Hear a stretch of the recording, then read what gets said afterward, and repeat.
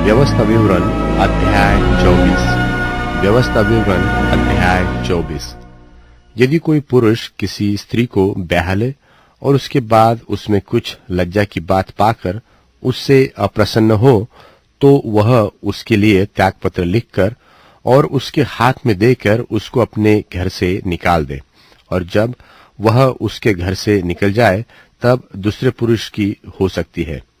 परंतु यदि वह उस दूसरे पुरुष को भी अप्रिय लगे और वह उसके लिए त्यागपत्र लिखकर और उसके हाथ में देकर उसे अपने घर से निकाल दे, वा वह दूसरा पुरुष जिसने उसको अपनी स्त्री कर लिया हो मर जाए, तो उसका पहला पति जिसने उसको निकाल दिया हो उसके अशुद्ध होने के बाद उसे अपनी पत्नी न बनाने पाए, क्योंकि यह यहोवा के सन्मुख घृणित बात है। इस प्रकार तू उस देश को जिसे तेरा परमेश्वर यहोवा तेरा भाग करके तुझे देता है पापी न बनाना।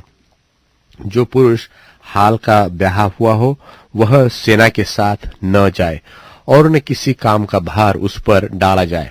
वह वर्ष भर अपने घर में स्वतंत्रता से रहकर अपनी ब्याही हुई स्त्री को प्रसन्न करता रहे।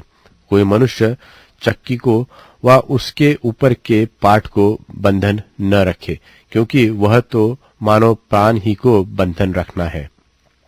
यदि कोई अपने लिए इस्राएली भाई को दास बनाने व बेच डालने की मनसा से चुराता हुआ पकड़ा जाए, तो ऐसा चोर मार डाला जाए। ऐसी बुराई को अपने मध्य में से दूर करना। कोढ़ की व्याधि के विषय में चौकस रहना, और जो कुछ लेवी याजक तुझे सिखाए उसी के अनुसार यत्न से करने में चौकसी करना। जैसी आज्ञा मैंने उनको दी है वैसा करने में चौकसी करना। स्मरण रख कि तेरे परमेश्वर यहोवा ने जब तुम मिस्र में से निकलकर आ रहे थे तब मार्ग में मरियम से क्या किया। जब तू अपने किसी भाई को कुछ उधार दे तब बंधक की वस्तु लेने के लिए उसके घर के भीतर न घुसना। तू बाहर खड़ा रहना, और जिसको तू उधार दे वही बंधक की वस्तु को तेरे पास बाहर ले आए। और यदि वह मनुष्य कंगाल हो तो उसका बंधक अपने पास रखे हुए न सोना। सूर्यास्त होते होते उसे वह बंधक अवश्य फेर देना, इसलिए कि वह अपना ओढ़ना ओढ़कर सो सके और तुझे आशीर्वाद दे, और यह तेरे परमेश्वर यहोवा की दृष्टि में धर्म का काम ठहरेगा।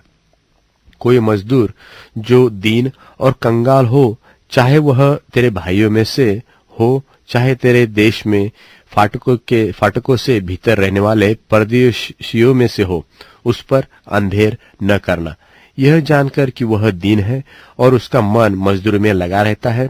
मजदूरी करने ही के दिन सूर्यास्त से पहले तू उसकी मजदूरी देना। ऐसा न हो कि वह तेरे कारण यहोवा की दोहाई दे और तू पापी ठहरे। पुत्र के कारण पिता न मार डाला जाए और न पिता के कारण पुत्र मार डाला जाए। जिसने पाप किया हो वही उस पाप के कारण मार डाला जाए। किसी परदेशी मनुष्य व अनाथ बालक का न्याय न बिगाड़ना, और न किसी विधवा के कपड़े को बंधक रखना।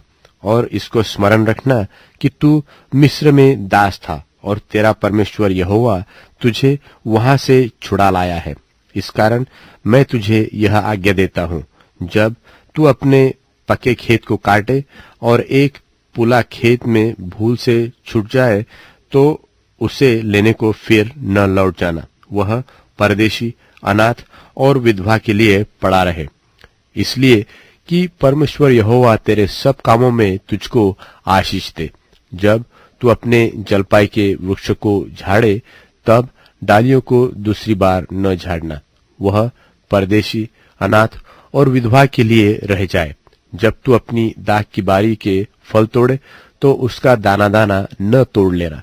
वह परदेशी, अनाथ और विधवा के लिए रह जाए। और इसको स्मरण रखना कि तू मिस्र देश में दास था। इस कारण मैं तुझे यह आज्ञा देता हूं।